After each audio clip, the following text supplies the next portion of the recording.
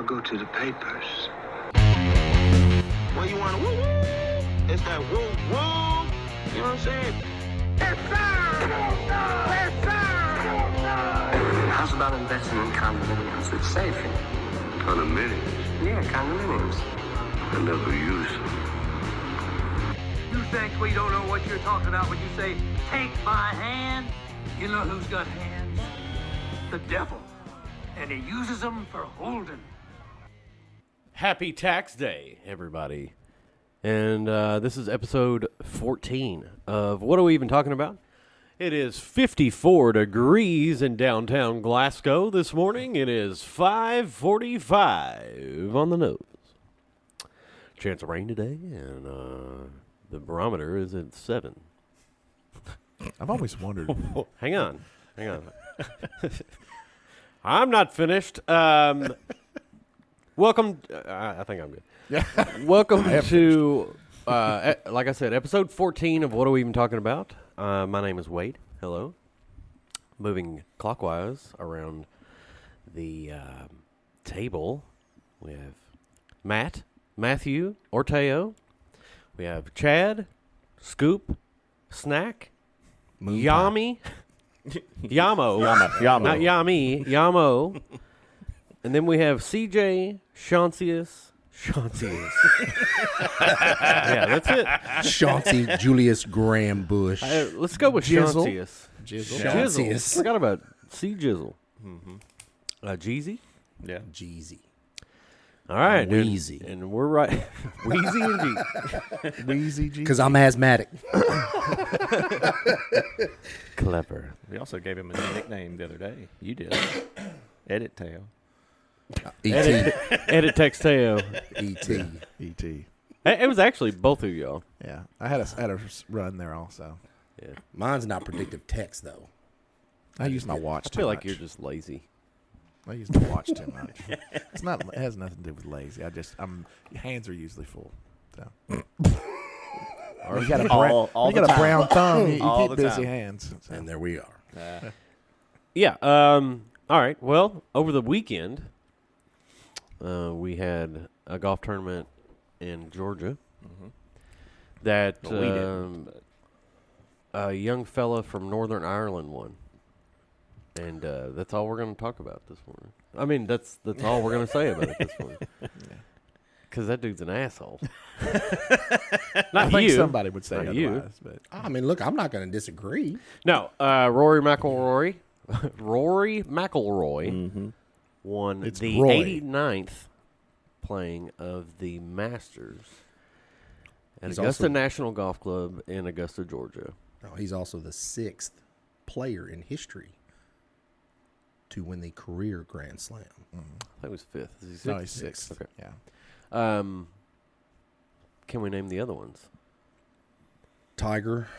Ben Hogan. Well, you got Rory. You got Tiger. You got Jack. Jack. Arnold. Ben Hogan, right? No? I don't think so. I don't think Ben. I don't Nelson? know. Byron Nelson? Byron Nelson? I don't know. We got 4. Yeah. There's 2 more out there. Not really important. We've got our statistician over here figuring it out. It's probably somebody in the 90s. I don't think Phil's even won the career No, Grand he's Slam. not. He's No, not he one of the hasn't. USO. That's been his nemesis. Nick So Faldo? they are Gene Sarazen, Ben Gene Hogan, Sarazen. Gary Player, Jack Nicklaus, GP. Tiger, and Rory. So Arnold didn't even win. No, Arnold. So Hogan did do it. I was right. No, we were wrong about Arnie. Yeah. What did P. Arnie not win? We run everything out. I Probably, know he was PGA? a 4-time Masters champion. PGA? maybe. I don't know. Most of them have trouble with the Open Championship. Yeah, and that's why I'm surprised Phil's won that. That was a classic. Wow, that the was year awesome. that he won that one. No, the year that he lost it was a classic. Him and Hendrick. Stinson. Oh, Hendrick ended up Stinson. winning that one. Yeah, he played. CJ and I were actually playing at Paul Walker that day. Arnold Palmer never won the PGA Championship. Okay, So it's, There you he's go. right. I knew somebody didn't win the PGA, which is shocking because it's usually It's kinda crazy. It's not the hardest of the majors. Right. I will say this. I didn't expect the 2 leaders to have such an average day. I mean, it ended with some fireworks, but, both over par. Yeah, I on the didn't. I final didn't. round. No, If I'm being honest, I didn't even watch the back nine. I gave up on it. Well, I mean, done watching. Well, it looked like Rory was going to run all right with it. Rory started off rough. Bryson looked like he was kind of he made a pretty decent par putt on one, and you thought, okay, he's kind of locked in. But then it just got his wedge game was not on point. I mean, his distance control was bad. Yeah. And then then what I think changed it for Rory early in the round was hole number 3 when he got that putt in to roll in on for birdie there to kind of get back, get some momentum there. But We had like I said a couple And weeks ago, Bryson bogeyed, I think, that same hole, so it was a 2-shot swing. yes, I think you're right. Anyway, That's what I said. Dark horse Justin Kudos to Rose. him. I mean, look, the guy's. I'm not giving him any kudos. I'll give I don't kudos. like him, but Rory, he's not a fan.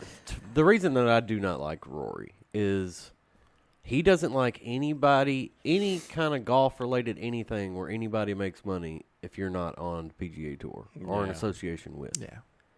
Well, And you can hate on Live Golf. That's fine. I don't care about Live Golf, but he goes after regularly YouTube golfers. Yeah, It's just that too. It'd be like us playing golf on YouTube. We're just playing golf. he's done a video with Micah where he was doing a drive challenge or whatnot. Yeah. He's been on there with Grant Horvat because Grant Horvat's with TaylorMade. Right, but I think the thing about that is, though, is he that was TaylorMade saying, "Hey, we want you to do this, and you're contractually obligated to do it." I feel like, And here, I will say this. I don't care what anybody says.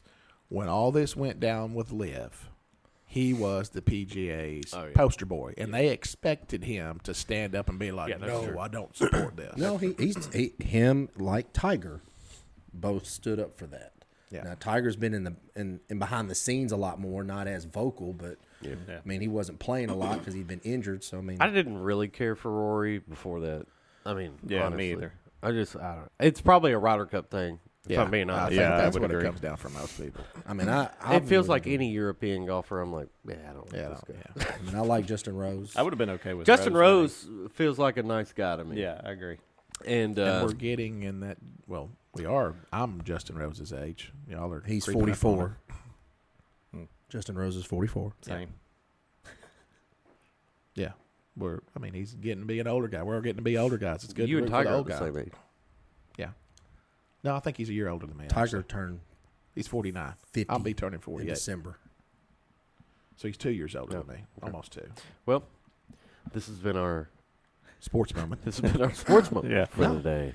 It was fun to watch, but yeah, I mean Yeah, I think you said this a while ago. I would have been cool with Justin Rose winning it. Well, the part More, that we well, didn't- I would have been. I'm cool. Obviously, it's over. I don't care. But like, Right. I think I would have been more cool with Justin Rose winning it, or and he played out Justin Thomas tail. if you didn't play like dog shit. He played like that all week. The fact that he made the cut was one thing. I hate that, man. 'cause There's a he- meme of him like hitting over the fans. He was cutting some corner. I don't remember what it was. He had the two. He had the two. He dropped the F-bomb, and then he also dropped a GD at one point in the first round where he got ticked off. Can I mean, you he imagine? could have peed in the creek. That was the guy that he was playing with. Yeah, Jordan Spieth's talking about mud balls, and they're like, Augusta National's like notorious for like, don't say shit about that. I Yeah. don't remember if we They're mentioned it notorious on for a lot of stuff. like that. air. Well, I don't know if you guys know. Maybe y'all did. I'm going to assume that you knew. The Masters, they do not charge for their broadcasting rights. Correct. Yeah. But you have to say, they pretty much control everything of how Yeah. they go about You it. cannot say fan. You have to, You have to say patron. You Yeah. can't say back nine. You have to say second nine because it sounds too close. The logic behind that is because it sounds too close to the word backside. So Yeah. there's a list of. It's lingo my they favorite can't tournament use. to watch every year. But I get the feeling that I would not enjoy Augusta National. Going there, I would love it. But like Being a member or hearing all the politics Yeah, and all I agree. that dumb shit. The that guy would- that got to would play drive me with crazy. Tom Kim on Saturday, oh yeah, the CEO of the financial. that dude ain't hurting for a dollar. Yeah, that For the memberships that he's got, he actually holds the course record at Augusta National, 61. Oh no, that's the Jeff Knox guy. He still Yeah. holds it. That wasn't that guy. It was a different guy. Oh, He's retired, so now it's a CEO of a financial company who has a club membership at Marion and Pine. Pine Valley. Pine Valley. Valley. Yeah, so All right. Well, the last thing I was going to comment on is I don't remember if it was on air last week or not, but Teo had told us that the odds for Justin Rose was 11,000 per 100. So imagine the bipolar roller coaster if you actually had money on him. Like how? I mean, even if you had like the payout that would $50 on him, I mean, you was gonna win a pretty good amount. Yeah. I mean, that was a thing. And he I was said like it was a dark right horse. there. He was within a few inches of a putt going into the playoff. If he'd have had a better Saturday round, That was the thing. His putter was not great Saturday. he shot And 3 he over on Saturday. If he won better, and he missed a whole some different putts story. Saturday That's the way that it he goes. was draining Thursday, Friday, and then the ones he was rolling in on Sunday. I mean, he's 66 on Sunday. I mean that he played well. And that was with 2 or 3 bogeys. That 66, I think. Yeah, and some of the bogeys he didn't deserve. Like he missed a couple putts that you were like, man, he normally runs that in. And again, though, we can all play the what if game for several of these players, but you know, the fact is that he made it very interesting. The fact that there was a playoff made it even more exciting. And at the end of the day, I'll give it to him. Rory came up with a big second shot on 18 Who was in the playoff? Justin Rose and Rory. Okay, so see, I didn't even know. I knew there was a playoff. I had no idea. So Rory went. I playing did see 18 that Bryson told Rory's ex side piece in the post round interview that Rory wouldn't even talk to me. He literally said that. He told him at press row. He told that, they didn't yeah. even talk to him. Like, And he made a post. He congratulated Rory. Made a post on his Instagram account, I guess, and basically, you know. would have been a fun 4 or 5 hour Sunday round. Nobody talking to each other. Well, but, so all right. I think And then- everybody knew that coming in. That's, And here's the thing: everybody knows when Tiger was in the final groupings when he was going to win a major, he didn't talk. He didn't talk in 2019 when he won the Masters. Tony Finau even said he wouldn't really say a whole lot. I mean, you kind of lock in, but you do have some players that have those relationships. But now, Bryson being a live guy, but Bryson's been very open. He left for live flat out for the money. Yeah. And he's a fan favorite. He interacts with the fans, all of that stuff. So, you know, at the end of the day, look, we tip our cap to Rory. We move on, and now we'll see how. Because, look, Bryson's played the majors well last year. The only one that he missed the cut on was the Open Championship. Yeah. We'll see how it goes in the PGA next I month. did see someone say that Bryson may not be built for 72-hole tournaments because they play 54, but, you know, we'll see. Something to be said about it. Yep. In other news, I need a good segue here. Which one you want? Oh, my God. No. Yeah. All right. Last Friday, this past Friday. On a whim. Huh? On a whim. Oh, yes. Was it planned? On a whim. Chad and I went on the local radio show, Shop Local with Kelly McKay, on 103.7 WHHT. Yeah, it was on a whim. The person she had scheduled couldn't make it. Daughter was sick, right? Or broke her ankle. Broke her ankle? Yeah, I can't think that's what she said. Something like that. So she sent out a text to me. Of course, I'm asleep. She sent out a text to you. You said yes, and then she said that immediately after you responded, I responded. So we were both on there. Yeah, together in all of our glory. Yeah. And She had to have been nervous. Yeah. Like, she jokes about it, There's a Facebook post out Yeah, there I where know. she, but, like, I think maybe deep down, like, for real, she was like, I don't know. listening This to is a it, good I idea. felt like she was because she said it multiple Yeah, she did. times. I think even she before knows. you all came on, she was telling whoever it was before her, like, I Yeah, may not we have were a in the job. hallway. Yeah. We were literally right outside the door. I think she knew it could have went off rails really quickly. But Yeah, and it started to. It did a couple times. but we did. started Yeah. to. I mean, yeah. She Gotta have a knows. little fun. I can't, like, Yeah. I in any kind of thing that I'm doing, I can't be fake. Like, I have to be me. You know what I'm saying? Yeah. I can turn it down, but I can't turn it off. That makes sense? Yeah. So I Turn do, down for what though? Yeah, turn down. So the one thing that stood out to me. Oh, it's time for. It's time to wake Time up. to wake Wade to get up. Yeah, 7 a.m. time to cuss. So I listened to the whole thing, just to see what would happen. And in true Chad fashion, he had a moment that I would like to discuss. I believe you and Kelly we were talking about the Homemakers plan exchange. Yeah, and I said, Chad's got a bit of a green thumb. Yeah, and then Chad's response was, I got also have a brown thumb. He said, I got a green thumb, brown thumb. Now, the thing about that was listening to it, because I immediately text the group, and Wade's response was, that was my look. And I was like, I could tell that was your and Kelly's look, because I could hear it through the radio. Yeah, Kelly didn't want to make eye contact. Yeah. It was a great But chance I for was me like- to make everybody uncomfortable. You made me uncomfortable, and I wasn't even there. In my mind, I was like, oh, my God, did he just say that on the radio? And I said, brown thumb? And you said, yeah, the soil. Yeah. I had to You got a brown thumb right on top now. of it. Where'd that come from? I burnt my thumb. Burn it. Teo had really, really tan hands last week. No. He had Cheeto. He had That's Cheeto hands. what it was. They're orange, yeah. Yeah. I think your jaundice cleared up a little bit. He got under a Sitting in light. the front of the window. And By the for way- the patrons, the watch is black. Patrons. By the way, Yeah, we don't have fans anymore. Yeah. They have to be called patrons. Yes. Going with Black Watch today. I like it. Fits his Yeah. decor. So, yes, Chad dropped, for whatever reason. I don't even think you meant it. I think you were Yeah. just like, green thumb, brown thumb. I think you forgot you were on the radio, honestly.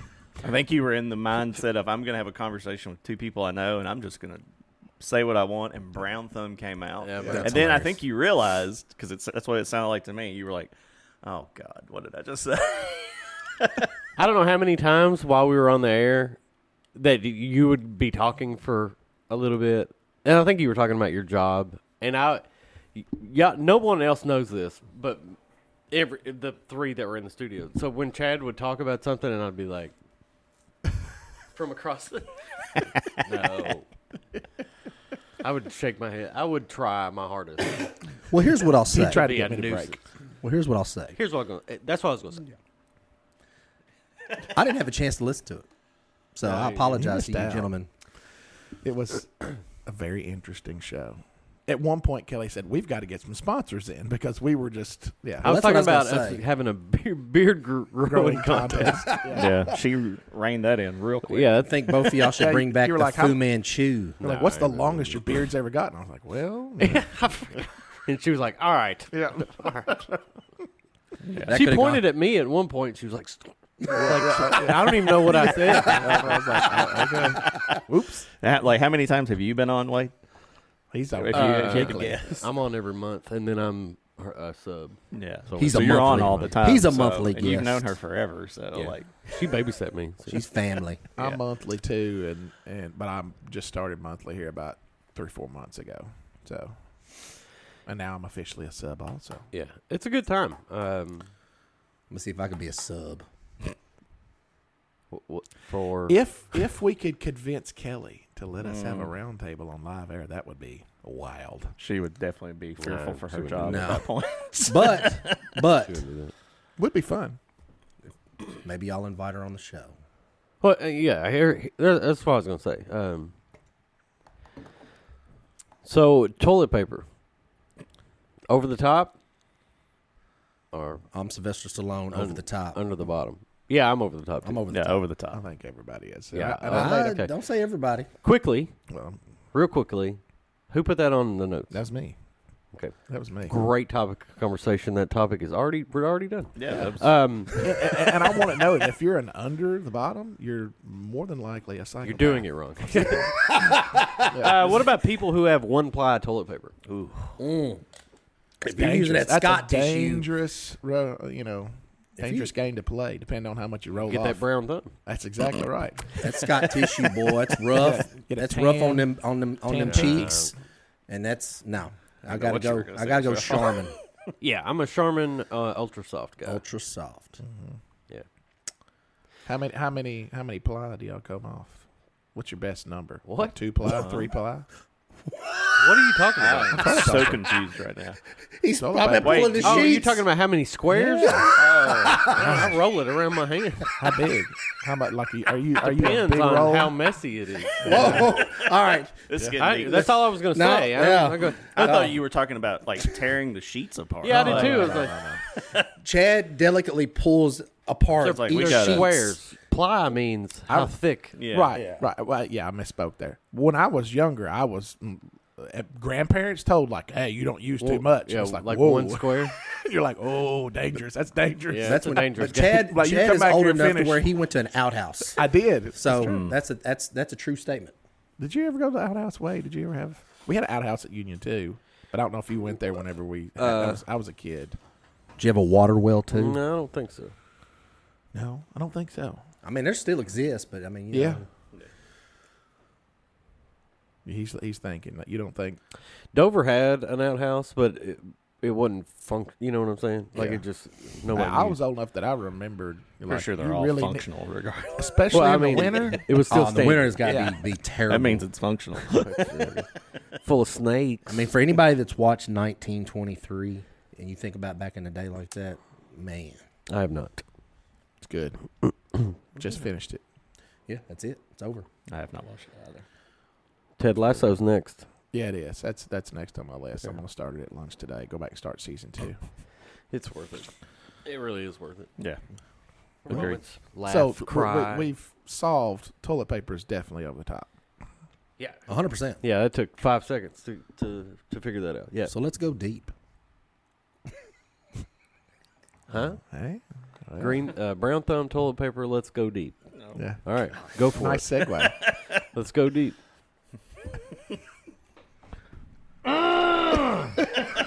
That's exactly what happened. No. Let's take a break. We'll be right back. All right, and we are back. Did you say rear back? All right, we're back. Hit a pin stroke in the I middle. like it. Wow. I like it. You need some orange juice? Juice. I like The it. juice is loose. Okay. It's my favorite vine of all time. I'll tell you when we take a break. Okay. All right. Read the next topic because I didn't. So we're going to get serious here, ladies and gentlemen. Well, it doesn't have to be serious, right? Well, I mean, it can It's be. a more serious. It's a more serious conversation than us talking Let's about call toilet it paper. Let's call it a general All right. conversation. So here we go. Question for us. What things should women or girls know about boys or men that we don't tell them?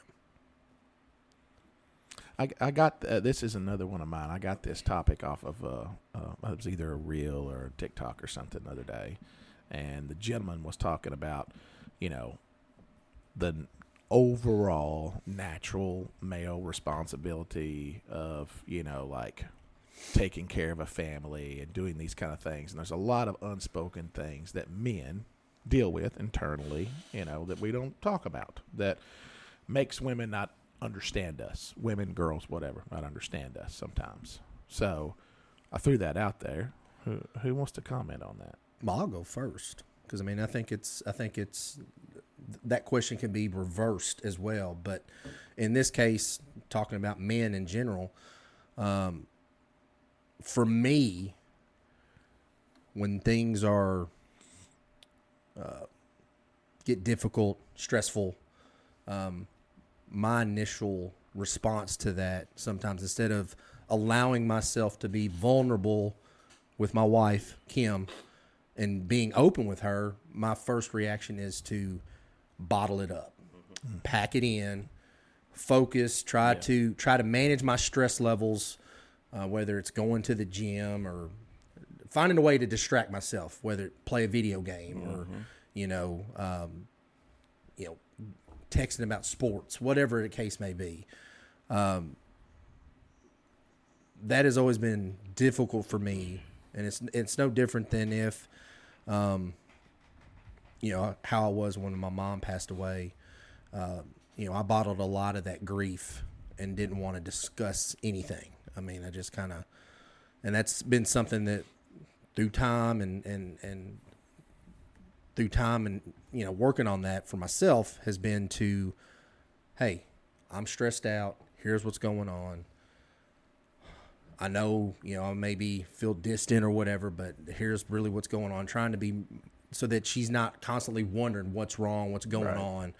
I think, but that's the first thing that I try to do is I will tend to try to bottle this thing until it just gets so compacted to where you explode when something hits you. So, I think that's big for me is to talk about stuff like that. Yeah, I think what you're trying to say, and I think this is going to be all of our answers, honestly, unless somebody's got a different one, is that true love is blind. We want women to know that we inside are more sensitive than what we let on. Correct. Just because we don't talk about it. Yeah. For me, I don't want to talk about it because I don't want to burden somebody else with my shit. I would agree. It's what it feels like in the moment. Uh-huh. Or I just don't want to think about it. It's usually one or the other. Or I'm so stressed out I am angry. Yeah. And if I talk about it, I'll just get angrier. So I'll add to that physical pain. Like I come across as grumpy a lot of times because I don't talk about my back hurting or my knee hurting Did you say or my drumpy? shoulder. Grumpy with a G. Like, I know what you meant. You said drumpy, I think. I heard grumpy. I'll make note and we'll verify. Oh, I thought you looked at me because you heard it too. No. my Sorry, D's go and ahead. G's got a little close. Your there. back But, hurts. Yeah, like physical pain. I think it is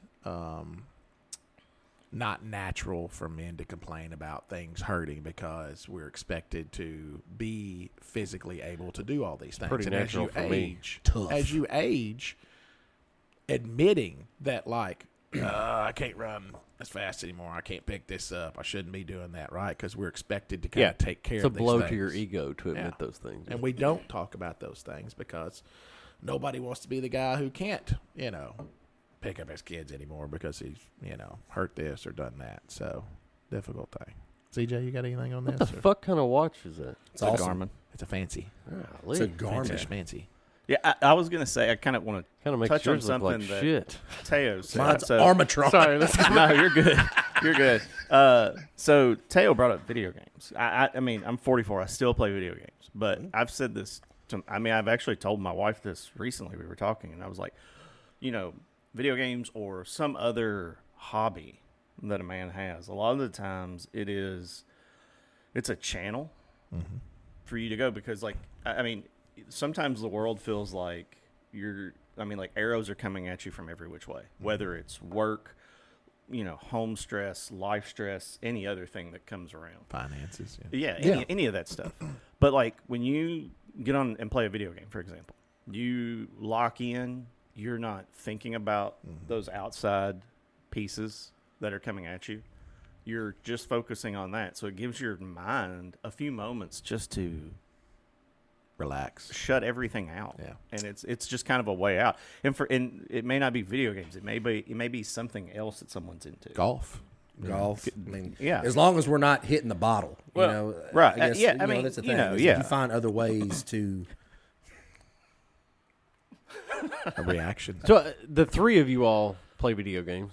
Yes. Yeah. I don't even own a console to play anything on. But my outlet, like you were just saying, is music. Yeah. And I think for I also the think three writing of for us, you is big. I don't know Writing. Yeah. I don't know what CJ plays, but most of mine is sports related because sports are fun for me. And as I get older, I can't go out and play football with my buddies because I'd break a hip. So instead, I just kind of get Or that. pull a hammy. Yeah, or pull a hammy. So I kind Well, of anytime y'all want to to get together and play 9 Square in the air here at the club, we can. we can set that I up. love, All right. and, Nine and when Square's I say games, I like board games. I like cards. Like I like all that kind of stuff. They still play Yeah, Foursquare?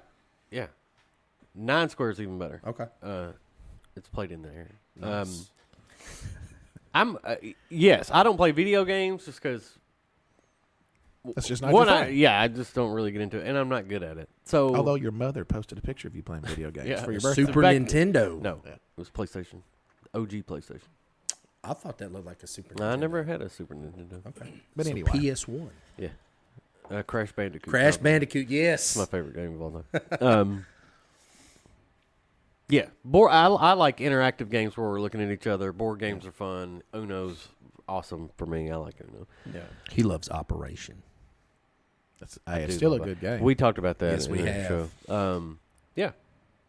But they're I think for men to be able to talk about, like, look, we need these moments, whether it be a video game or to go have dinner with a buddy or to go here. You have to have those moments to step away because there's a lot of responsibilities. And I'm not taking that away from women either. They have their own responsibilities and stress. But I think we don't talk about that. It's just that's what ends up. So here's a question for all three of you,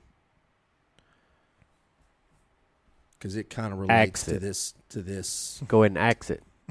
topic. I think one of the things that men are ashamed of or embarrassed of is if you are to allow yourself to break down and cry. Yeah. Absolutely. Doesn't matter I do it all the time. what it is. I'm constant. I do it here at work, in front of like my. I don't do it when the kids are. It's usually like personal conversations with staff, and Yeah. I've done it. I had done it recently. But yes, you're totally right. That is because of our ego, like you were just talking Yeah. about.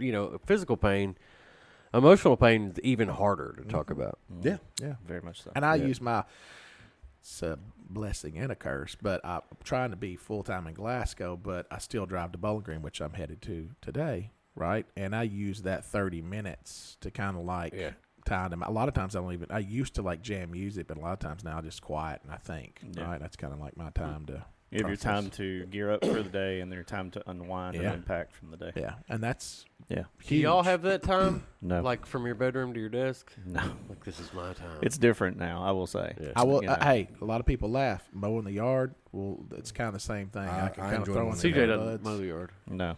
But it now- is The nice. yard master. But now I've noticed for me, Yard man. Snapper.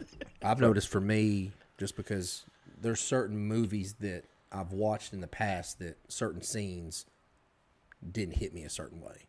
And Now as they I've do. gotten older, certain scenes hit me a certain way that bring emotion out of me. That's called called And- wisdom. It's age plus life Well, experience. that's just it. Life experience. I mean, where I've been watching with my small group, The Chosen, and the journey of, Jesus and everything, there's very impactful scenes that, you sit there and think, about, how impactful that was for people that knew Jesus and how that affects. And now you sit here now as Easter's coming up this weekend and how impactful that is for Just the had ones the that are Passover. religious. It's like that really, it makes you think. It makes you, be grateful for what he gave up for us, So, I mean, I think it's just one of those things where certain movie scenes and things like that, it's going to hit you differently now. Yeah. All right. I'm done with the serious talk today. Let's take a break. Just say it. What? I can't read lips We at got- all. look. Swear I can't. We got something important coming Yeah, up. we'll talk about that in a second. Let's take a break. All right, and we're back. And we've got a special guest for you, ladies and gentlemen. We have Blackstone Cherries, Ben Wells, in the house this morning. What up? Yeah. Shh. Cue crowd noise. Okay. Which one is it? Exactly what I wanted. That's perfect. All right. Well, Ben, thanks for joining us. Hey, my pleasure. Thank you. So we're already a good chunk 40 minutes? in, right? Yeah, Because, easily. like I was telling you, they make me get up early. I understand. All these gentlemen here are busy, and I am not. Well, it's like I said, I do appreciate the dedication to the craft, fellas. If you're going to do it, why not go all in, right? Yeah, that's kind of what I think. So everybody knows Ben as the Blackstone Cherry guitarist, rhythm and lead, according to Wikipedia. Sure, I'll hold the old wiki. But I think some people don't know that you are a founder, or maybe co-founder, Yeah. you and Jessica, Mm-hmm. of the Henry and Clark Foundation. That's right. Could you give us a little rundown on what that's all about? Well, so we have 3 Beagles, and we love animals, of course. We love all dogs. We just went with the beagles. And we love helping out people when we can. Of course, the band has always done charitable stuff whenever we could around when we play Glasgow at the Plaza. We like to pick at least 3 or 4 local charities to give back to. We do stuff with a couple different really great groups overseas. Well, Teenage Cancer Trust, and another one called Nordiff Robbins, which helps young kids. And anyway, in 2019, we were coming off the road. I remember we were out west somewhere, and I don't know, it was one of those things. It was just kind of, maybe it was a God thing. He just put something on my heart, and I was like, I think I need to do something. And he was like, you need to do a foundation, a charity foundation, and name it after, at the time, we just had 2 dogs, Henry and Clark. And he said, you should do that, because we were already doing stuff like that on the side. And I called Jessica, and I said, hey, I have this idea. When I get home from the road, I don't want to take a break or anything. I want to start something brand new. I want to do this foundation. And she was like, oh, my gosh, that's an amazing idea. And so we founded it in, I think it was around end of November, December 2019. And it's been a lot of fun. We love doing it because now we can, use, I always say everybody has a platform, no matter what size or where it's at or anything like that. Everybody has a platform to use. So I was like, I want to use whatever platform I've been given to do at least some form of good back. So we've started the foundation, and it's been so exciting because now we get to donate to, obviously, Brawa. We love our local shelter, Brawa. We've done stuff with the Nashville Humane Society, Hart County Humane Society. We do stuff with marine life, too, because if you know me and Jess, we do love the ocean. So that's what I wanted people to understand, too, is that this is not just like pets, I'm a huge shark lover, so I'm an advocate for protecting sharks, sea turtles.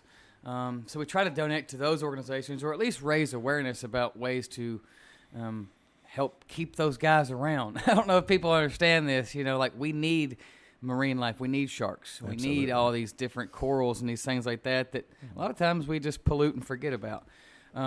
I could go on for days about that. But then also there's families in need around here. So it's like an animal, all animals, and then it's like families or children that might be just need a little extra help, So we are able to raise money through we got the 501c3. We want to make sure and set that up too. It's like I didn't want people to think that I was just starting a charity and like, hey, give me cash, you know what I mean? Right, yeah. So now they can write this off on their taxes, and then people know that it's a legitimate thing, and we have fun with it. And I don't know when this airs, but we just announced yesterday this thing we're doing today.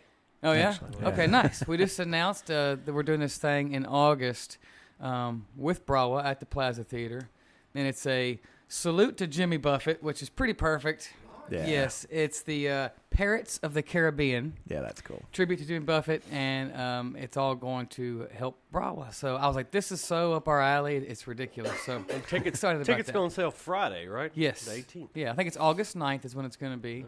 So I love it. It's a fun way, instead of just asking people like, hey, come to this drive and drop off some money. It's an actual show. It's a concert, and it's going to be a lot of fun, and, and all the ticket proceeds are going to go towards Brawa. So it's a win-win. I've got a question for you. As Yes. a musician, how happy were you to see the Plaza come back to life in the last 10 years? Oh, unbelievably Oh, happy. it's 20 this year. Has it been 20? Yeah. Golly. Unbelievably Feels happy. like it's been less than that. I should tell this. I'm going to tell it. It's okay to tell. I think I said it before. When we were young, me and our unnamed drummer, but it's on Wiki. I'm just not going to know his name. And another mutual friend of ours who's now a detective in Bowling Green. We tried to break into the Plaza. No, we were. I grew up going to the Plaza as a kid watching plays. Like I remember the first thing I saw there was Jack and the Beanstalk. Yeah. And then my mom would take my sister and I, and then it was always this renowned, hallowed place, And then there was rumors of it being haunted, which I kind of hope it is. That would add to Kinda cool. It's Right. so cool. And we went to the back of it when it was all boarded up. Back in like early 2000 was when I remember doing this. Is that all the boards on the back of the windows and the doors, and we drove up to it one night thinking, what if we just busted that out? We could get in there. Surely nobody's paying. We did not do that, by the way. Do not break and enter anywhere. But we thought about it and made the right decision not to. But that's how much lure that place has had. Like I would just go and stare at it. So to see when I saw the renovations and what they did with the inside, the ceiling and everything, it's unbelievable. And that's that's a treasure all on its own. Just like I was talking about protecting marine life, we got to protect that plaza because it is a great place. Speaking musically, if a band wants to play Nashville, but needs a pickup show or Lexington or Louisville, and they need somewhere they can go in between, or even if they're going to skip Louisville and go right to Tennessee somewhere, Glasgow is a great market for that. And we love as a band playing markets like that because when you go into these quote unquote smaller towns, that's when it's like the circus comes to town. Yeah. Everybody comes out. You're not flooded with stuff, 7 nights a week. So if a concert happens, it's like it's in the paper, you're talking about it, you know. We love that because that's where we're from. So we know the excitement that's around it. It's very cool. I had notes to talk about the Pirates of the Caribbean. But you also just wrote a children's book. I did. I don't know if you just wrote it, but it's been a minute, right? I wrote it January of 24 is when I wrote it. And I've had the idea. I love children's books, even as a grown man. I love reading kids' books. It's fun. Probably just because they're simple. You know what I mean? It doesn't take a lot of big words, easy colors.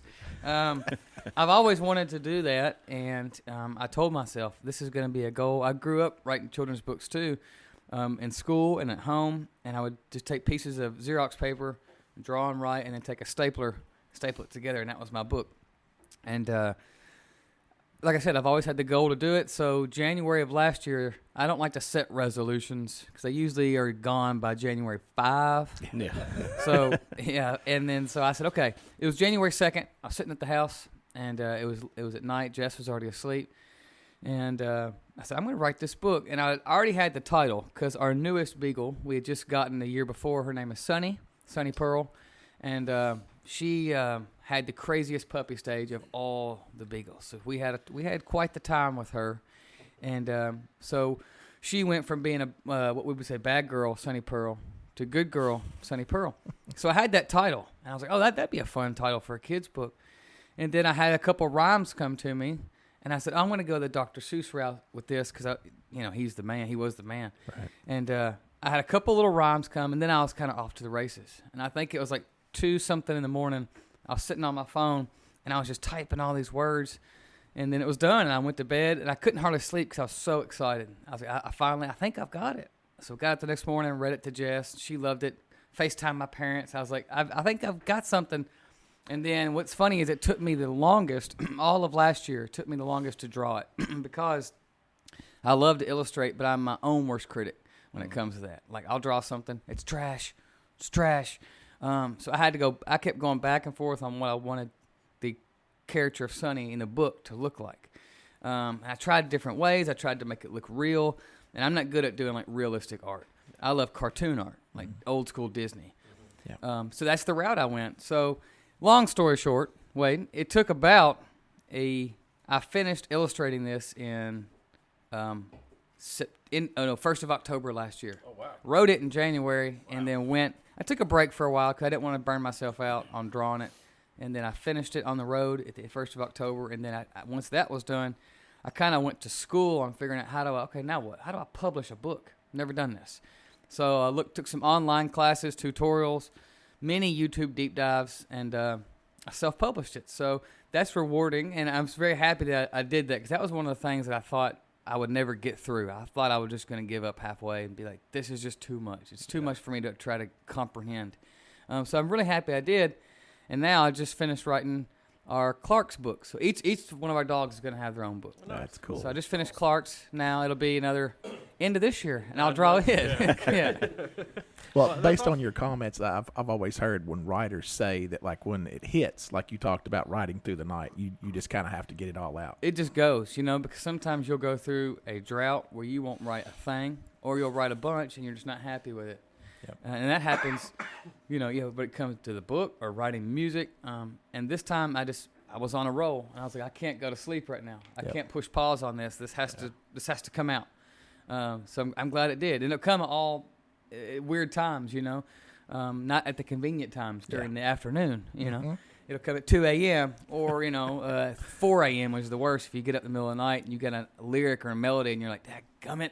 You're trying just to be asleep still, but you're like, this is going to be good, I think. Yeah, the head's not letting it happen. Yeah. That's So an artistic mind right there. yeah, thank goodness for the iPhone now, because you can so quickly just go to it and hum a melody or type something in, and you're like, okay, that's done. Yeah, I thought that was interesting. You and I talked December, I think, about you guys writing stuff, and I think I asked you how you did that, and you said sometimes we'll just hum into the voice recorder on the phone. I thought that was pretty. My phone is full of those, and I hate listening back to them because it's me singing a riff or something. And I'm like, I'm like, you don't know how bad you sound until you listen back. And you're like, this is terrible.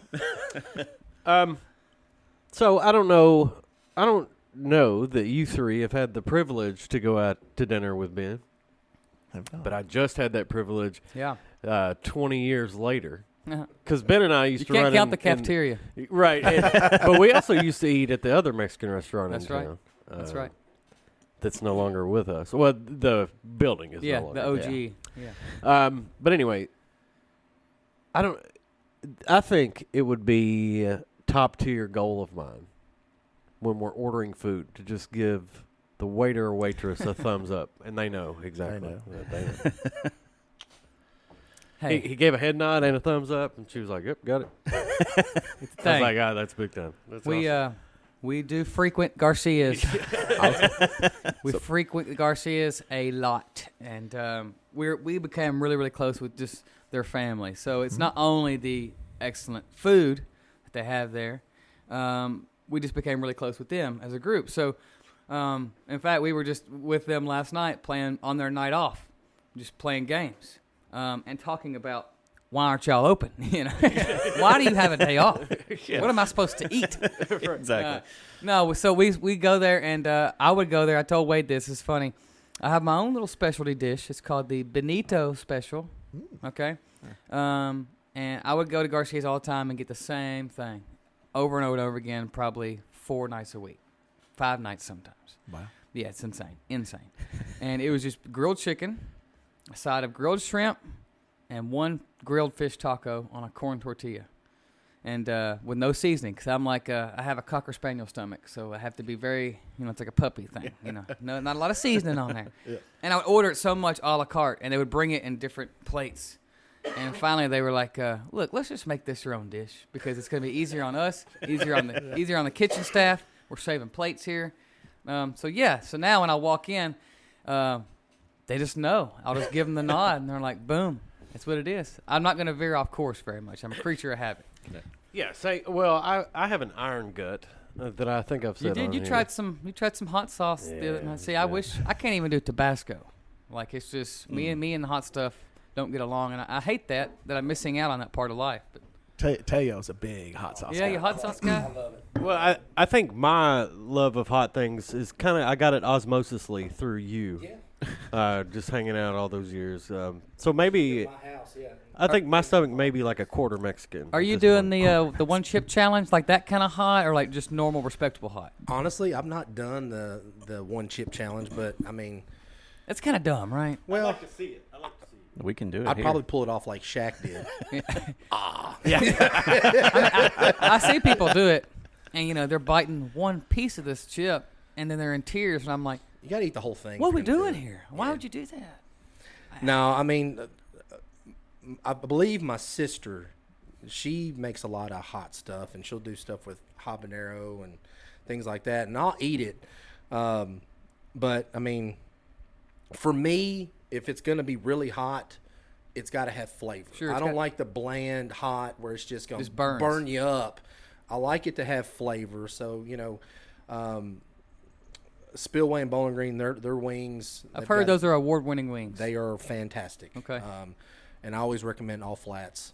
I think it's like $1 upcharge, but I always get the Triple X, which is their hottest. But the thing is that there's good flavor with that. Gotcha. All of us love Buffalo Wild Wings. I always go with the mango habanero. So yeah, I do love the hot sauce and things like that. So I mean, Nice. I can eat that stuff pretty religiously. My dad loves the hot sauce. He gets wings at Garcia's, and this is how he orders it. No kidding.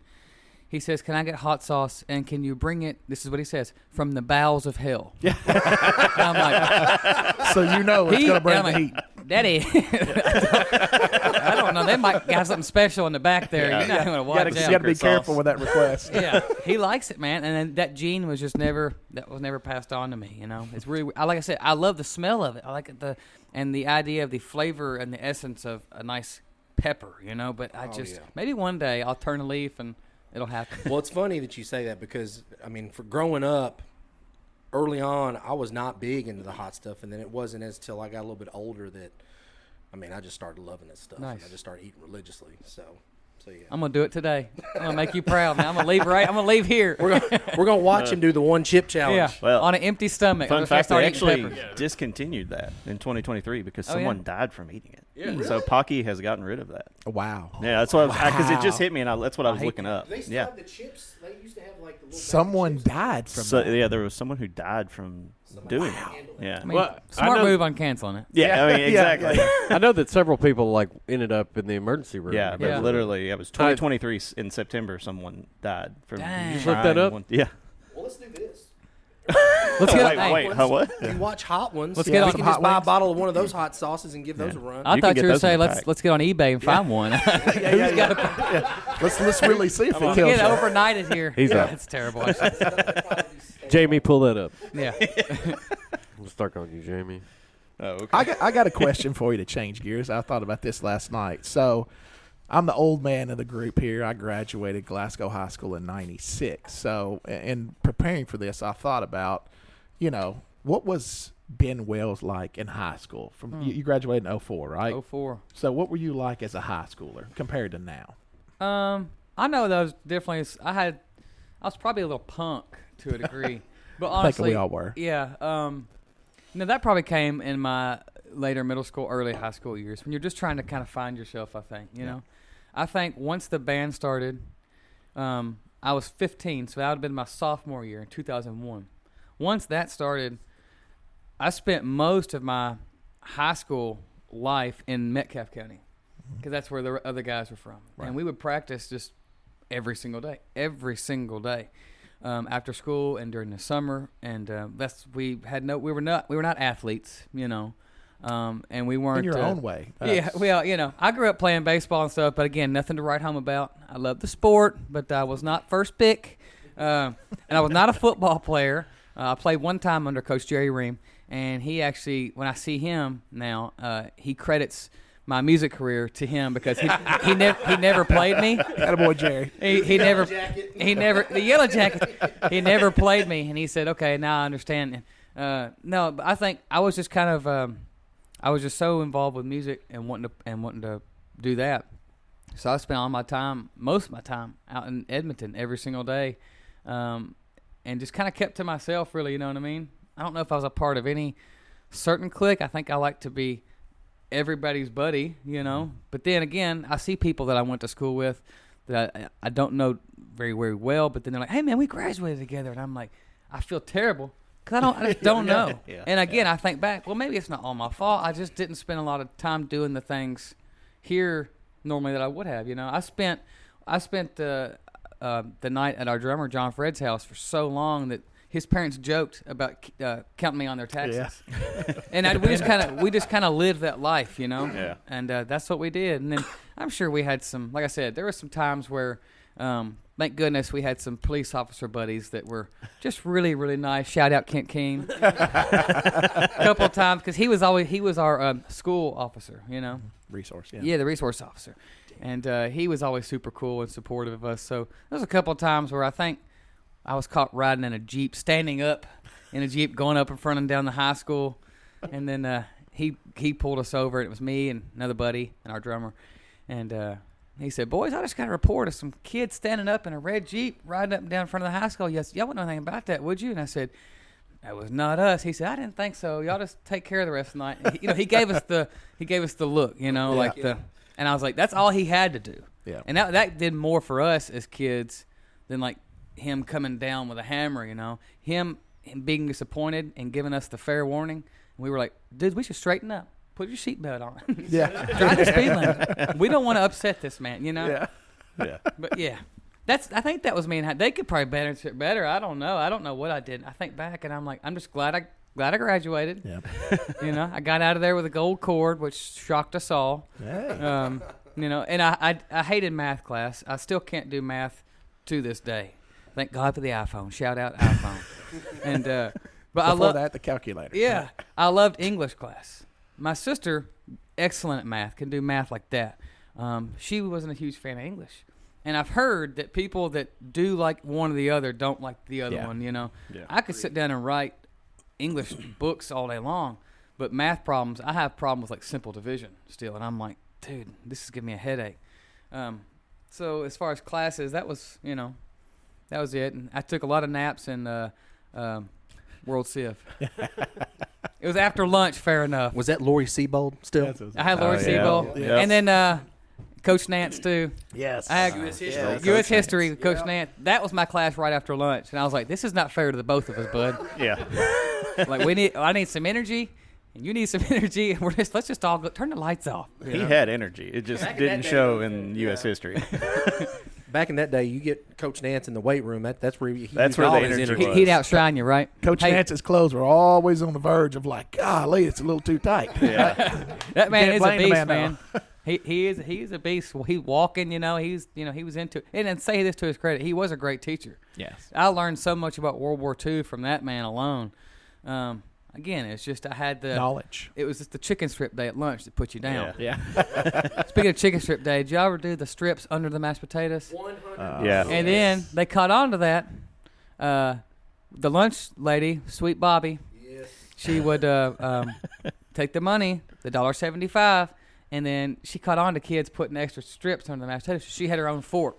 And she'd stab them in the mashed What that? I don't know how that got there. That was after I left. That was good time. I think I'll have random memories of that, and I'm like, man, I to your point about high school, I wish I could go back. I'm sure we all wish we could go back to some degree and relive it without the pretense or the stress we thought we had at the time, you know, because think about it, we didn't even have social media then. Wow. No. We're So- lucky. Oh my, unbelievably lucky, unbelievably, and we thought we had it, you know, really bad. Yeah, but we had what? We had ICQ, ICQ. Yeah. Gosh, yeah. MSN Messenger. My Yeah. wife talks about that. She's like, you couldn't wait to get home and see who'd message. Yes, and you'd put like an away message on. And Yeah. if you were rough, you put it said one was preset said out for a smoke. Yeah. Who's out for a smoke? Yeah. Wade was out for a smoke. Yeah, probably. We all probably were back Yeah. then. My away message was always dramatic. Yeah. I'm not shocked. Might end it all. Pondering life. Be back at 15, maybe. Maybe. Maybe. You don't know. No, that was good times. That was great times. back then. We had Los Mariachis there next to Pizza Hut on Happy Valley Road. Yeah. Oh man. Yeah, right across from Evergreen. Yeah. We'd always go knock up Evergreen really quick. Oh man. I love those. Man, I love the sugar donuts. Those Dude, sugar donuts were awesome. I forgot about those until you just said it. Unbelievable. And at the time, I thought, this is how crazy this was. I thought that because they were small, that surely these are not that bad for you. You know what I mean? And I was like, right. oh my God, it's the worst thing on the 10 menu. to 15 will be fine. Yeah. You couldn't stop, though. You couldn't stop. You didn't worry about all the sodium. You wanted all the sugar. Yeah. Right. Evergreen, man. That was so. And now I'm starving. I never thought I'd be wanting orange chicken this early in the morning. But that place was a Glasgow treasure. Before that, we had Trace 2 and then Hunan. Hunan, yes. And then that I is forgot that, about Hunan. the Hunan. I just remember seeing. I never went to Hunan because for the longest time I never went to Chinese restaurant or Mexican because I was like, I don't want that. I need McDonald's. Yeah. That kind of thing. Hunan was right next to where, I say Old Hardee's. It's where what's it called? Galen Gallendale's. Okay. There used to be a little building right there, Yeah. Yep. a little shopping area, and it was Hunan, and it had the cool letters on the. It was in between that and the laundromat, right? That's right. That's Yeah. exactly right. Yeah. Which that is still there. Key Yeah, dry Key- cleaner. Key cleaner. I take all my stuff there. Same here. Yep. Same here. It's 1,000,000 degrees in there. Oh my Yeah, God, but it is. you want to get a good sweat in, just walk in and hang out for a while. They're always hiring. Yes. They need a presser. They need a presser. Key cleaners. Night manager. Night manager. All right, so I got one more question, but I got a 3-part question. Please. All right. So if you forget any point, you can tell me. So last year I saw you a lot at Barron County High School ball games, and I had down here in my notes that, if I'm not mistaken, your wife was the kind of spiritual liaison coach for the girls' basketball team, right? That's right, yes. So I got a 3-part question. Do you or your wife have ties to the Barron County High School or Trojanettes that caused that, or what made you all make the decision and that commitment to do that as a family, and then how big does spirituality play in your family? She got that that's through FCA. Right. Her brother Kevin, who's a preacher at Hillview Heights in Bowling Green, used to head up the FCA program here, and once he stopped doing it, it was David Bird, I believe, who now is in charge of it.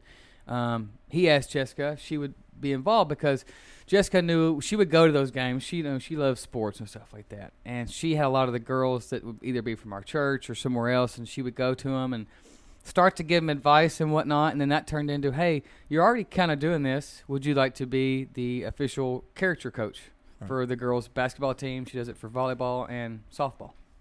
I didn't know that. Yeah, so that's how it started, and it's been a lot of fun actually watching the girls play basketball, and because I was never a huge, like I said, sport person. I give a lot of credit to Jess for my interest in basketball. I never even watched the Wildcats until her and I got together in 2010. So I give her some credit on that because I hated the sound of the squeaky shoes. It drove my anxiety out the wall, and I was like, it's whistles, and I was like, we can't even get a solid minute of play. Well, that squeaky shoe whistle. I love baseball. You know what I mean? You don't hear squeaky shoes in baseball. You hear the sound of that beautiful bat. Yes, that's beautiful. Anyway, so that's what she started doing, and she absolutely loves that, and she does a fantastic job with that. And these girls will text her on the off season and for any kind of advice. I'm like, she's made a great bond, with these people, and I hope it's a lasting bond, and it's really special. So and she loves doing that. So that's how that came about, and we started doing it in Barron County just because Glasgow's already chosen. Right. No, I'm teasing.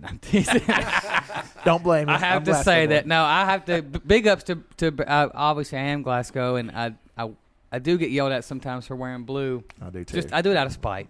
Yeah, but I do too. Big up to Barron County because that school system is amazing, really, and they're doing awesome stuff with the arts. And I've spoken at their school too to their senior classes before, so hey, it's all good. It's just a fun little thing. We're lucky to have 2 really good school systems. Absolutely, 100%. And as far as the spirituality goes, that's a huge part of what we kind of base everything in. You know what I mean? We go to Highland Hills here in Glasgow, so it's always good to. We're not going to ever beat people over the head, and we make our own mistakes daily. But it's always good if you can sprinkle in some little faith nuggets to maybe some kids or adults that just don't have that or hear it about it enough. That could plant a seed. So that's where the FCA program I think is fantastic. Absolutely, yeah, I agree. Very cool. All right, Benjamin. What favorite song to play live? Shoot. Maybe not even like one of y'all, but maybe it's something that y'all like to jam on. Maybe y'all, practice time. Yeah. Or just to play, at your house when you're practicing. Let's see. I'm trying to think. Live, we do the Tracy Chapman "Give Me One Reason" cover, which is fun. That's a good one. Yeah. And a lot the people know it, and it's fun to get them to sing. It's just a fun song to do in our own little way. We've been doing a piece of a Tyler Childers cover lately, and we like Tyler Childers, Timmy T, and just a snippet of it though, because we never want to do too many like long covers because we're just we got to play our other songs too, Right. But as far as our stuff goes, I don't know. Every song, honest to God, I can say this with honesty, with 95% honesty. Some nights you're like, okay, but I like to play every song like it's the first time because to that audience, whether they've seen us 20 times, in that moment, it's a new experience, right. So I like to have that mentality and go, we never want to phone anything in. Everything has to be fresh. And I always try to tell myself, I'm getting the opportunity to be on this stage and play this song. So they deserve it, and I deserve it, and the guys in the band deserve the absolute best, Mm-hmm. That being said, the last 3 songs of our set are White Trash Millionaire, Blame It on the Boom Boom, and Lonely Train. and we try to go out on like that triple punch, you know. And those are like 3. We do them back to back, and they're pretty intense songs. Those are fun to play because at that point in the set, if I feel like I haven't exhausted myself, that's where I'm like kicking it up. I'm kicking that treadmill up a couple extra ones because I know I've just got about 9 minutes left of this, and I'm gonna throw it all out there, you know.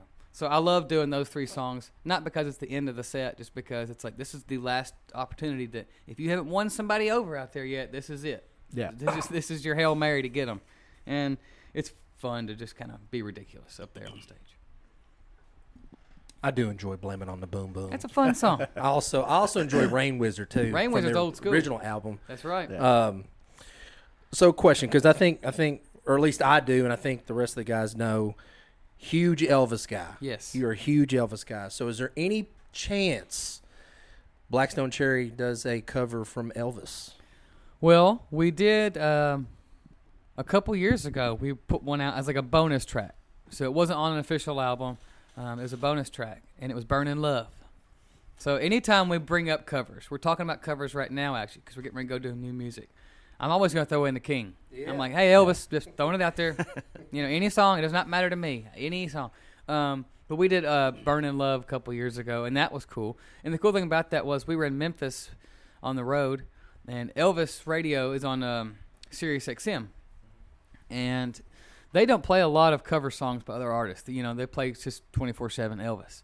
Well, we already had this version released, and I asked our management company, I said, can you reach out to Elvis Radio? I said, you don't know how much of an honor it would be if we could go on that station and then play our version of the song. Let me talk about how, blah, blah.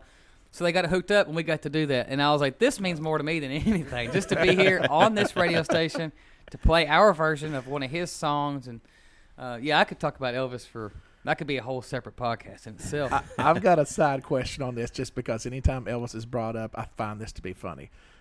What do you think your opinion is of the whole Bob Joyce farce?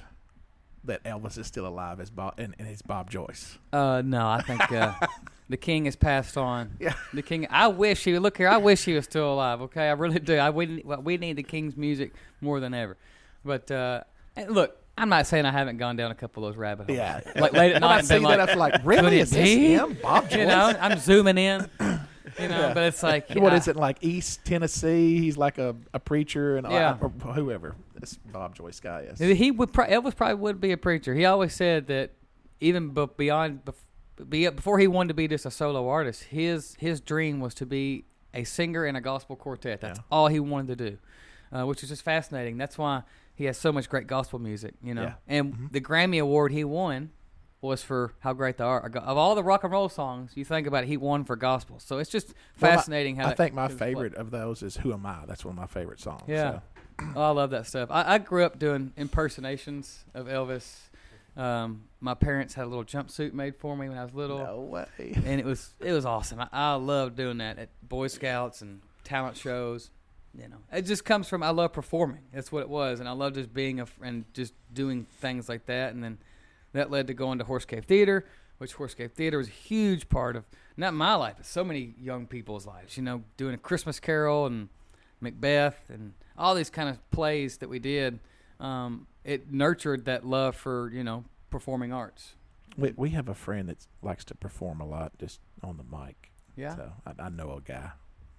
Hey, nothing wrong with performing on the mic, doing a little, spitting some rhymes.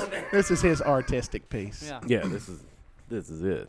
So outside of the obvious answer of Kentucky and this section of the United States, what's been like the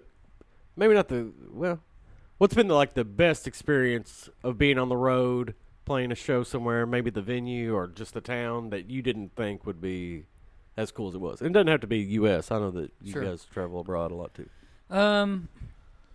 Let's see here. This is U.S., but and I'll do a European one too. But this is kind of recent. Well, not recent. It was 2019. But we got to go to Okinawa, Japan. Oh, wow. And then we had a pickup show on the way back. We got to play for the troops in Okinawa, which was a huge honor. And then on the way back, we did a pickup show because it was close enough in Honolulu. And I was like, I'm down with that. Yes. Yeah. Okay. So we get there. This is what's cool. So because of the time difference, we knew we had to play Okinawa. We thought the morning after the Okinawa show, we fly to Honolulu, get there the day of the show, play the show, and then we fly home. So we're just going to have a few hours to really enjoy. But again, we weren't there. It was for work, So we're leaving Okinawa at the airport, and our tour manager comes up and goes, wait a second. He's like, our show isn't until tomorrow. He's like, we didn't think about the time difference. He said, so we're actually landing there the day before the show. And we were like, oh, this is unbelievable, right? Great. So we get there and we're like, we enjoy a full day, and we just had a great time. And then we played the show, and we had so much fun that we had the shuttle, because we didn't have a bus or anything, because we flew. So in the shuttle back from the show to the hotel, we all thought we were just going to go, shower, go to bed, fly home the next morning. We all decided, hey, let's just extend our flights and see if we can book these rooms for an extra day, because that's how much we just loved being there. Hawaii is holistic. I truly believe that. There's something in the air there that is holistic. And we called all of our wives, and we were like, we should probably call and ask for the permission. Yeah. We were like, hey, look, I know I'm supposed to be coming home tomorrow, but we all took a pact, and we're agreeing that we're just going to forfeit any money we were going to make on this run, and we're just going to put it towards more hotels, and we're staying here an extra day. And because of the time difference, it was like 6 a.m., so Jess was going to work, and she was like, go for it. I do the same thing. So everybody's wives were like, I'm 100% you should do that. So that was just a really cool, I say that not in a braggadocious way. It was just the first time our band had ever been somewhere like that together, where we all made the collective decision to nobody wanted to leave, Normally by the end of something, you're like, okay, let's go back home. We were like, we don't want to go yet. Like, something was just keeping us there, and it was a way for us to be there together and just play that show, but still be able to just be together in this really cool vacation environment that we just really hadn't been able to do as a group with our crew and everything. So that was just really special. So I always think about that trip that we decided to stay the extra day. And other than that, Budapest was one of the places that I didn't know what to expect. It sounds so far, far away and just exotic and different. When we went there, I was like, nobody knows us in Budapest. You know what I mean? I was like, I don't even know Budapest. Where are we on the map? And people there are crazy. The Hungarians are unbelievably crazy for American music. So we've been able to go back there a few times, and it's just a really cool old European city. Mm-hmm. So people always ask, what's one of your favorites? That has to be, because it's big but not huge. You can walk the city, and it's all lit up at night, and it's just unbelievable. But again, one of those places you didn't know what to expect, and you fall in love with it. Right. Yeah, that's awesome. So with you doing all the traveling, have you picked up any other languages or learned just little tidbits? Thank you, hello. I learned how to say thank you in Portuguese. We were just in South America last April. It's obrigado is how you say that. Wow. Obrigado. So y'all can start saying that the rest of the day. It feels good. It feels good to say it. Obrigado. Obrigado. Yeah. Yeah. And then I'm trying to actively learn Spanish just because, like I said, some of our best friends are Spanish, and I'd like to be able to communicate on their native tongue. But and then of course in Germany, I can't speak that language is next level. It always sounds upset. Even when it does. It does. Y'all need to y'all need to relax. And they're like, no, I'm happy. Tone. I'm like, oh, okay. But we've been able to read at least enough signs and enough wording to go, okay, I know what that means. I know I'm going, and I know what direction I'm going. I know whether to stop, whether to go. I know what chicken is. That's one of the main things, too. I can't eat beef or pork. Again, Cocker Spaniel stomach over here, okay? And so I have to look at, I need to know what chicken or turkey or fish means. So I've learned to understand that in most menus, That's why I'm like, thank God for picture menus, too. Yeah. I'm like, I'll have the number 2. This one. Hold the fries. Yeah. Very nice. What's Blackstone Cherry working on right now? We actually go into the studio pretty soon to start recording some new music. Nice. I think the plan is to have something. Well, we just put out a special Record Store Day release the last week. Yeah. And Record Store Day started, I think, in 2001 or 2007, something like that. And what it is to respect and appreciate local independent record stores and cool compilations. So like artists will put together what's called a record store day release, and it's one of these things that's not been out before. It's either a live thing or a compilation of songs or whatever. It's something special. And however many copies are pressed, physical copies for that RSD, that's it. Yeah. So if you have 1,000 pressed, that's all they're ever going to print. That's it, you know. So and it might eventually come out like on a digital or something down the line, but the hunt for the record store, the hunt for the elusive Wonka ticket, if so you will. So there's a big list. You have to be submitted into their thing and accepted. So the fact that we were accepted was an honor because we've been trying for a long time to get onto that list. And we put together some cool covers, live tracks, two unreleased songs. And it's just really cool. It's a huge honor to have it out there. And it's cool it's really the most important part of it is for independent record stores because it's a time for them to really shine. And it's worldwide. And people line up. I was in Bowling Green. I asked Mellow Matt over the weekend. I said, what time do people start lining up? Because he starts his like at 7 a.m., I think, is when he opens his doors. Somebody was there in line at 12:30 a.m. Oh, wow. Wow. And I'm like, goodness gracious, what are you after? Like, you know what I mean? Like, but these people take it. It's like Black Friday. Yeah. You know, but I love it, and it's all for music, and I think it's fantastic. It's very cool. Very cool. But other than that, we're working on some new stuff. We should have something new out, hopefully by first of fall. Nice. That's the goal. Cool. Very nice. Yeah. I always figured in my mind that it took longer to do those things. Yeah. I like to write and then We've been record. writing since January. Okay. So we've been writing every week since January, and we had got together about 12 songs musically. We write a lot of music first. That's the way we've always been, you know. We're always inspired by the guitar riff. And then sometimes that can be a blessing and a curse because what happens is we got kind of off to the races, not being able to stop, and then we came up with 12 songs musically. Then you got to go back and go, well, dadgum, now we got to write lyrics for all these and melodies. And then you're on a timeline. So that's what we've been doing the past month or so is going back through those songs and picking ones that we're just inspired by musically to go, okay, what do we want to talk about? What has been happening in anybody's lives or what have we seen that we're inspired to write about? And then you start writing lyrics and melodies. So we've got about six or seven of those finished. Yeah. So do y'all all four write lyrics? Okay, sweet. We just So sit in a room and do it, yeah. Well, I was going to ask, some coming from somebody kind of like you with sports, no musical talent whatsoever. Most everybody here can say that, and I respect that from, you know, an aspect of somebody who is very musically talented. But when you all write, do you write separately and bring it together? Or do you sit and talk and write at the same time, or how does that work? We always try, this time and even when we're on the road, we always try to be together. There will be times where somebody has something that might be personal to them lyrically that they write all themselves, and they might put some music to it, and they'll bring it to the rest of us or vice versa. And then if there's nothing to be changed, we're like, yeah, it's perfect. You know, like, we're going to roll with it. But a lot of times, well, most of the time, it's the four of us in a room.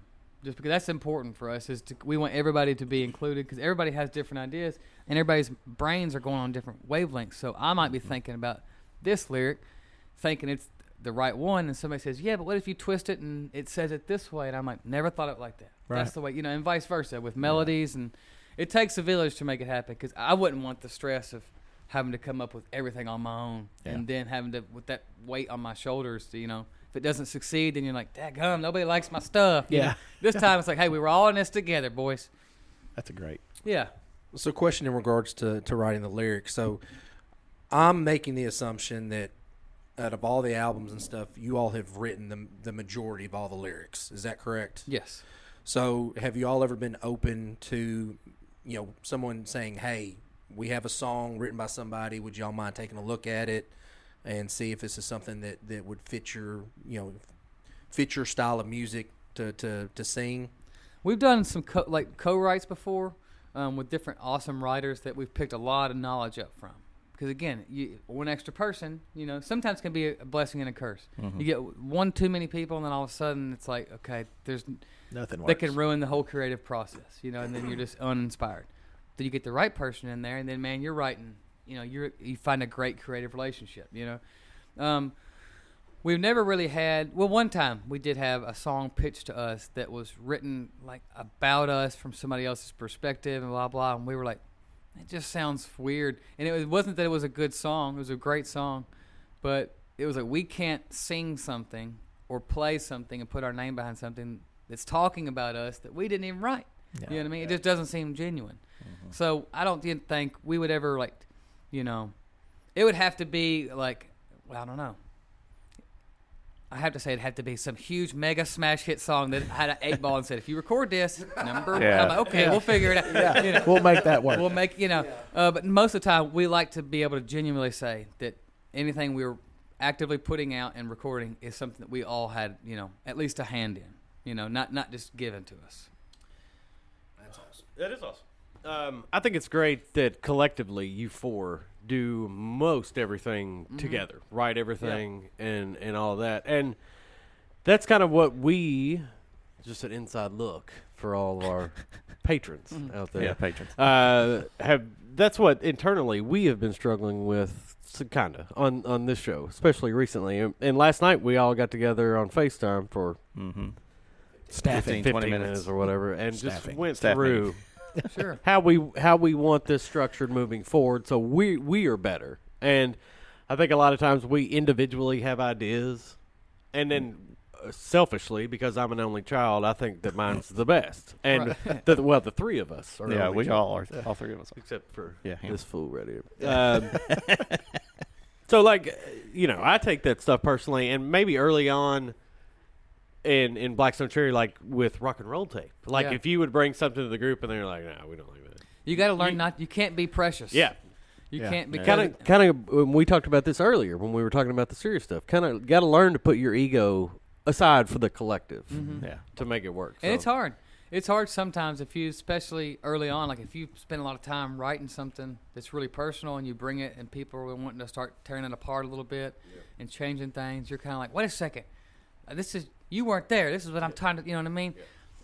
So it's hard, but at the end of the day, it's like we always remind ourselves we're all wearing the same jersey. You know, we all want Same team. the same results. And the thing we do with our band is if I wrote a song 100% by myself, brought it in, and the band cuts it, I'm splitting that with all the rest of the guys equally.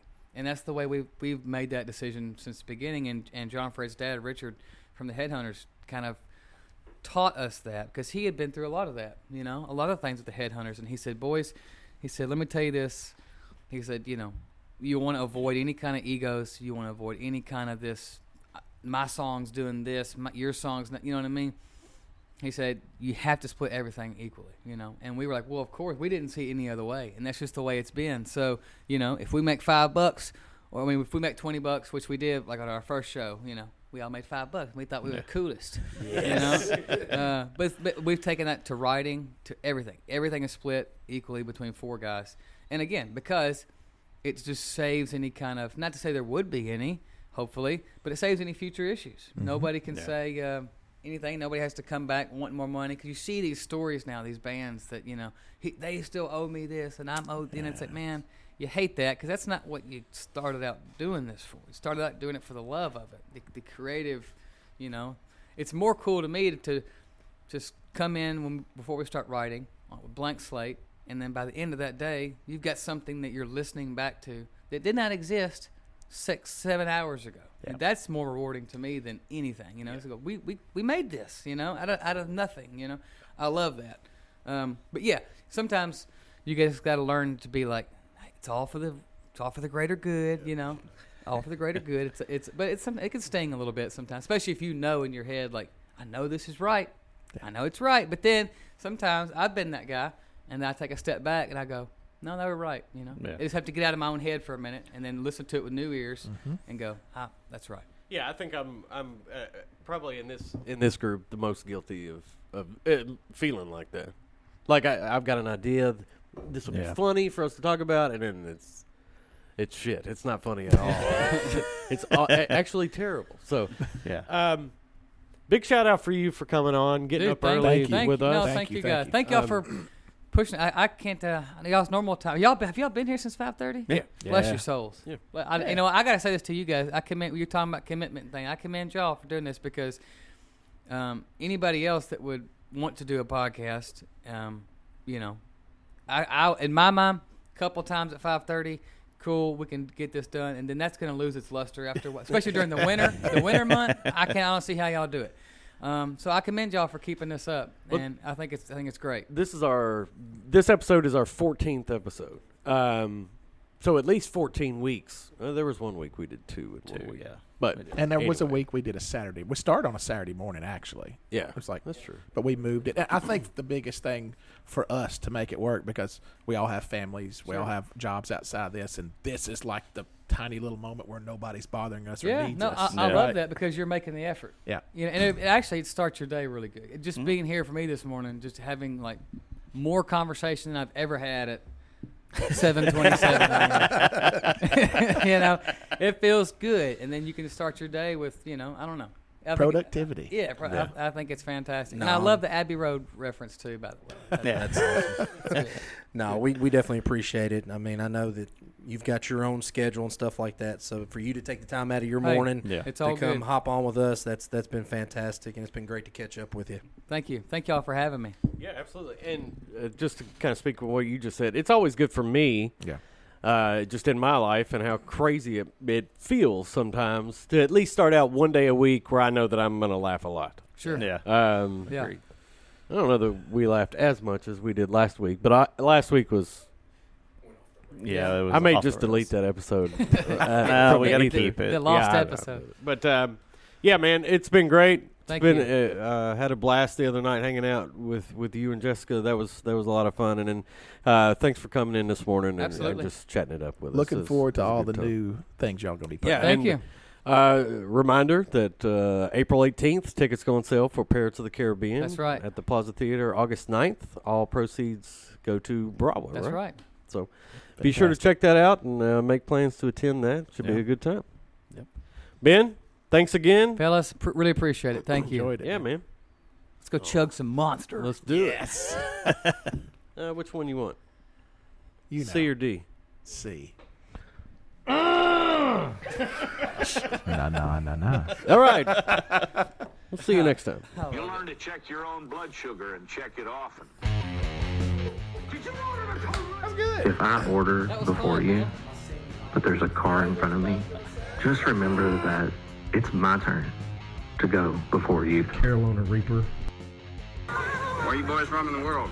Big old basket full of fresh biscuits with jelly. You got that good?